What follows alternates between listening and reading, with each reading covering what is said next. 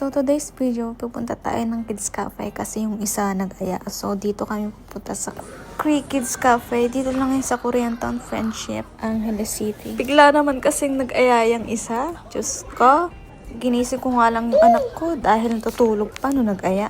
So ayan na nga, hindi ko na nga nalibot yung anak ko dahil gusto nga lang dyan maglaro-laro siya. Gusto niya, yung favorite niya dyan magpadulas. Kala mo, lalaki hindi takot.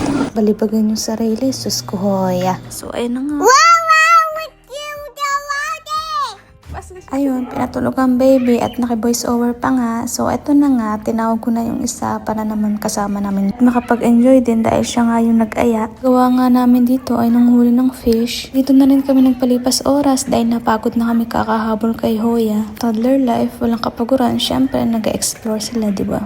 So, ayan, tapos na nga yung 2 hours namin. May locker room nga rin pala sila. Para dyan itatago yung mga shoes, slippers, or mga important things mo. Ano naman hindi mo bit-bit-bit-bit pag inahabol mo yung dinosaur mong anak. Charot.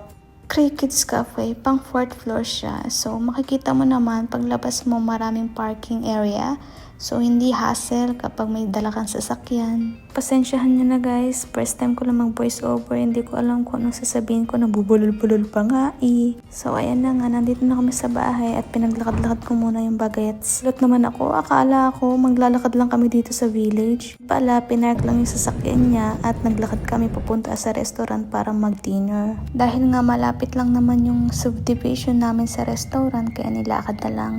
Andito na nga pala kami sa restaurant. Ang menu namin for today's dinner is shabu-shabu. Grabe nga ang order. Kala mo, napakarami namin 3 lang naman kaming kakain. Ang behave nga ng baby dyan dahil siguro napagod nga kanina kakalaro. Kaya ang mama nakakain ng maayos. O siya, tama na muna ang boka-boka. Kain tayo! At ayan, nakulo na nga siya, ready to eat na. Grabe yung pagkain, parang pang 5 tao. Sira na naman yung diet ko nito. Ayan, sinerve na rin yung favorite ni Hoya. Nagjajang yun. Ubus na yan, makikita niyo sa next video. Simot na simot.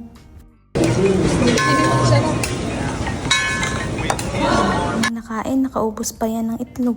Very good naman ng baby talaga na yan So ayan, paubos na nga yung sabaw kaya nilagay niya na yung noodles. Tapos halo-haluin niya lang yan. Pagkatapos naman, nilagay niya na yung itlog, tapos mekos-mekos, and then finish. O, diba? Sinong hindi tataba sa ganyan? Ubos na ubos. Hindi nga namin akalain na mauubos namin yan. Pagod siguro kami kanina, kakahabol. Busog na rin yung baby, kaya patanaw-tanaw na lang siya dyan sa labas. Yun naman talaga, simot na simot.